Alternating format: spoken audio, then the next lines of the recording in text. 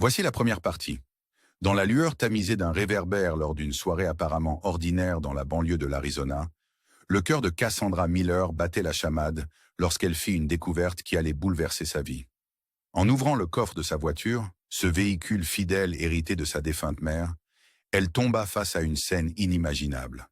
Le corps sans vie d'une femme, la peau d'un pâle éclat funèbre et les yeux clos pour l'éternité. Aucune alerte n'avait été donnée concernant une disparition, et Cassandra ne pouvait comprendre comment une inconnue avait pu se retrouver là. Le mystère s'épaissit lorsque les enquêteurs découvrirent d'étranges paillettes, telles des éclats fugitifs, accrochées aux doigts de la victime. Des paillettes semblant provenir d'une carte d'invitation de mariage. Ce tableau glaçant fut le prélude à une investigation sombre et sinueuse qui allait ébranler les fondements d'une petite communauté. Rapidement, les rumeurs se mirent à circuler, portées par le vent comme de fines poussières dans un vieux grenier. Épouse d'Andrew Carter, un manager respecté d'une concession automobile locale, Cassandra avait toujours incarné la normalité. Pourtant, sous cette apparence de vie tranquille se cachait maint secret.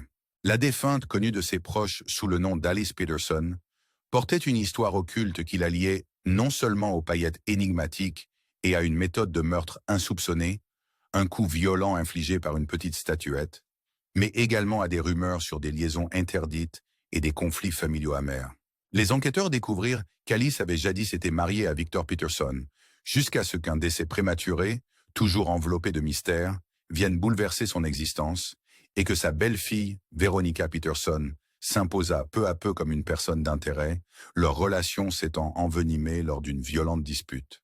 Parallèlement, une nouvelle figure suspecte fit son apparition dans un lieu inattendu, le sauna modeste et étouffant que fréquentait Andrew Carter pour se détendre. Habituellement sanctuaire de chaleur et de sérénité, ce lieu prenait désormais une signification inquiétante, car les indices semblaient indiquer la présence d'une manœuvre obscure. Anthony Johnson, l'employé discret en charge du nettoyage du sauna, fut rapidement pointé du doigt après que ses empreintes furent retrouvées dans le coffre de la voiture de Cassandra. Avait-on ainsi conjugué la chaleur du sauna avec l'obscurité de la nuit pour créer une opportunité destinée à dissimuler une vérité terrible? Et comment l'univers habituel des courses quotidiennes et des rendez-vous médicaux pouvait-il se transformer en décor d'un complot criminel aussi élaboré? Chaque nouvelle révélation ajoutait une couche supplémentaire à ce mystère. Un enchaînement déroutant d'événements reliait une réunion, apparemment anodine, à une série de trahisons retentissantes, mêlant rencontres secrètes, romances clandestines et conflits familiaux acerbes. La découverte des paillettes, trace d'une invitation de mariage somptueuse, laissait entendre qu'un événement festif, ou peut-être une trahison camouflée derrière les apparences d'une célébration, avait semé les germes d'une tragédie inouïe. Comme si cela ne suffisait pas, la trouvaille d'un rouleau, récupéré dans un sac poubelle à l'appartement de Monica Knoll, ajoutait encore une note de suspicion à l'enquête. Comment une soirée ordinaire pouvait-elle se transformer en un labyrinthe de doutes et de secrets? Et quel rapport pouvait-il exister entre le sauna, ses paillettes scintillantes et les fragments d'une famille érodée par la discorde, en lien avec la vie de Cassandra Miller? Ces interrogations nous entraînent dans un dédale où chaque indice est une étincelle dans l'obscurité, nous rapprochant inéluctablement d'une vérité aussi insaisissable que renversante. Quelle vérité se cache encore derrière ce voile de mystère? Restez avec nous pour la suite de cette enquête haletante et n'oubliez pas de liker et de vous abonner pour suivre cette aventure captivante. Alors que l'enquête s'intensifiait, les fils de cette affaire se tissaient en une tapisserie encore plus embrouillée d'intrigues et de trahisons. Les enquêteurs, méticuleusement à l'affût, retraçaient les pas de la défunte Alice Peterson et découvrirent des indices révélateurs dans son modeste appartement, jonché de souvenirs d'un passé obscur empreint de secrets et de passions cachées. Des éclats de porcelaine et une statuette brisée témoignaient de la lutte désespérée qui avait scellé son destin, tandis que des résidus soyeux de paillettes, vestiges d'une invitation de mariage élégante, semblaient murmurer qu'ailleurs se cachait que la trahison, la passion interdite et la tragédie inévitable. Dans le calme apparent des murs clos et des confidences murmurées, la vie de ceux qui avaient côtoyé Alice se dénouait peu à peu, et Veronica Peterson, la belle-fille tourmentée, s'imposait comme une figure aux sentiments amers et aux blessures jamais refermées. Des témoins évoquaient avec force une confrontation violente entre Veronica et Alice, une altercation chargée d'années de rancœur accumulées, et bientôt l'alibi de Veronica vacilla, renforçant le soupçon de son implication. Un conflit familial, dont l'intensité avait peut-être dépassé les limites de l'entendement, semblait se transformer en un acte bien plus sinistre qu'un simple désaccord.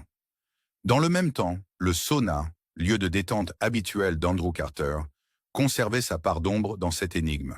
Les visites régulières d'Andrew dans ce havre de vapeur n'avaient jamais suscité de doute. Mais le rôle discret d'Anthony Johnson, le nettoyeur du lieu, prenait une tournure inquiétante lorsqu'on découvrait ses empreintes sur le coffre de la voiture où reposait le corps. Des rumeurs portées par le murmure du vapeur suggéraient que ce lieu, jadis réservé aux rituels de bien-être, était aussi le théâtre de confidences interdites et de rencontres secrètes. Et l'on ne pouvait s'empêcher de se demander si Anthony n'était pas un simple pion dans un jeu dangereux, ou s'il jouait un rôle plus obscur dans l'ombre. Au cœur de cette spirale de doute, Roman Choukin fit irruption dans le récit, révélant une liaison passionnelle et tourmentée avec Alice. Liaison qui, selon certains, avait présagé une fin tragique dès son commencement. Son implication ainsi que ses liens avec Monica Knoll, figure jusque-là secondaire, complexifièrent la trame de l'affaire, en particulier quand un rouleau mystérieux fut découvert dans l'appartement de Monica. Ce détail, d'apparence banale, semblait symboliser la jonction entre deux mondes cachés, celui des passions interdites et celui des vendettas bien planifiés. Chaque indice faisait ressurgir l'idée poignante que derrière chaque sourire ou regard se cachait une profonde trahison, et les enquêteurs se retrouvaient confrontés à une réalité où la frontière entre victime et bourreau n'était plus nette. La scintillante trace des paillettes sur les doigts d'Alice témoignait de cette dualité, oscillant entre l'éclat d'une fête et la noirceur d'un destin fatal. Interrogatoire après interrogatoire, chaque suspect se trouvait plus étroitement lié à un réseau d'émotions et de conflits intenses.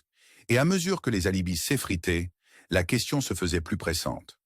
Un simple épisode familial avait-il dégénéré en quelque chose de bien plus profond et de dangereux? Nos interrogations se multipliaient, et dans les recoins sombres d'interrogatoires opaques et d'allées mal éclairées d'une Californie discrète, l'étau se resserrait autour de ceux qui, malgré eux, semblaient engagés dans un jeu aux enjeux bien plus élevés qu'on ne pouvait l'imaginer. Que nous réserve encore cet enchevêtrement de passions enfouies et de secrets inavoués? Quelle vérité se dissimule derrière ces masques de respectabilité? Restez avec nous pour le dénouement de ce dossier captivant et n'oubliez pas de liker et de vous abonner pour suivre la suite de cette aventure pleine de rebondissements. Dans le dernier acte de cette énigme électrisante, les éléments se sont enfin assemblés pour révéler une vérité fracassante. L'enquête, désormais parcourue de murmures de trahison familiale et de liaisons clandestines, pointait vers un complot d'une ingéniosité calculée où chaque indice semblait destiné à égarer et surprendre. Les détectives, en reconstituant patiemment la chronologie des faits, mirent au jour une trame cachée impliquant non seulement les protagonistes centraux, mais également tout un réseau d'individus dont les vies s'étaient irrémédiablement entremêlées dans un enchevêtrement de secrets et de mensonges. Il apparut que les paillettes sur les doigts d'Alice Peterson, ce scintillement saisissant, vestige d'une invitation de mariage apparemment inoffensive, n'étaient en réalité qu'un leurre ultime. Des analystes judiciaires confirmèrent qu'il s'agissait d'un type de paillettes rares, utilisé exclusivement par une prestigieuse entreprise d'invitation basée à Clearwater, laissant entendre que quelqu'un avait délibérément introduit un élément du passé pour détourner l'attention de l'enquête. Dans une tournure dramatique, les enquêteurs découvrirent que l'appartement de Monica Knoll dissimulait d'autres bricoles similaires, suggérant ainsi sa possible complicité dans une feinte destinée à détourner les soupçons du véritable cerveau de l'opération. Parallèlement, Veronica Peterson, jadis perçue comme une belle fille rancunière, nourrissant une sombre rancune, émergea comme une figure d'une complexité insoupçonnée. Sous le feu des interrogatoires intensifs, le récit soigneusement élaboré par Veronica commença à s'effriter, révélant que la querelle amère avec sa belle-mère n'était pas aussi simple que le laissaient entendre les commérages.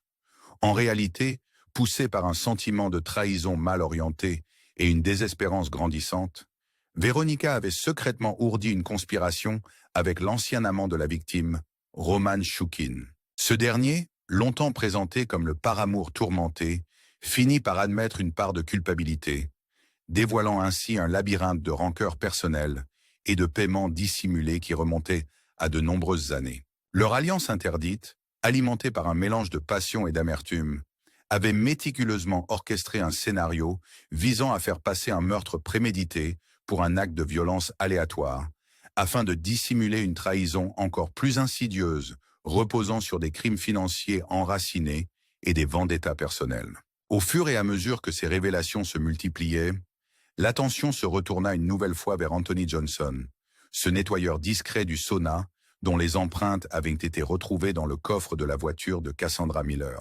Un examen approfondi de son passé fit apparaître des liens avec un réseau clandestin spécialisé dans le trafic d'objets d'une valeur artistique rare, rendant de plus en plus plausible l'hypothèse que le sauna, jadis havre de détente, avait servi de point de rencontre secret où les routines banales d'Andrew Carter se mêlaient à un univers de danger insoupçonné. Le rôle d'Anthony, initialement relégué à celui d'un simple spectateur involontaire, prenait désormais des contours plus sombres.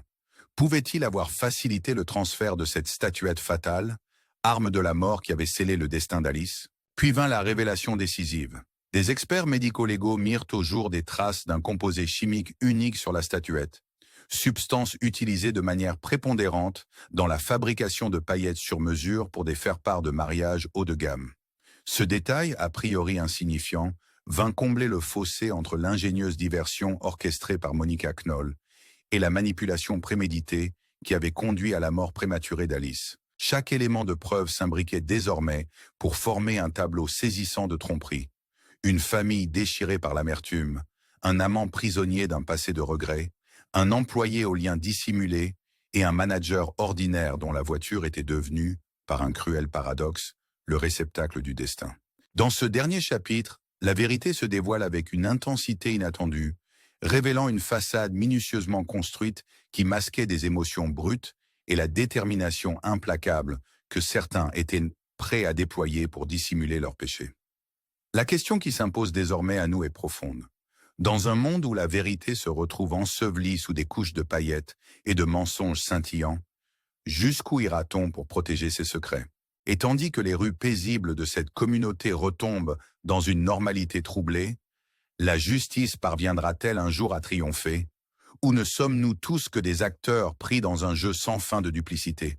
Si vous avez été captivé par cet enchevêtrement d'intrigues et de mystères, n'oubliez pas de liker, de vous abonner et de nous accompagner dans la prochaine incursion au cœur de l'inconnu.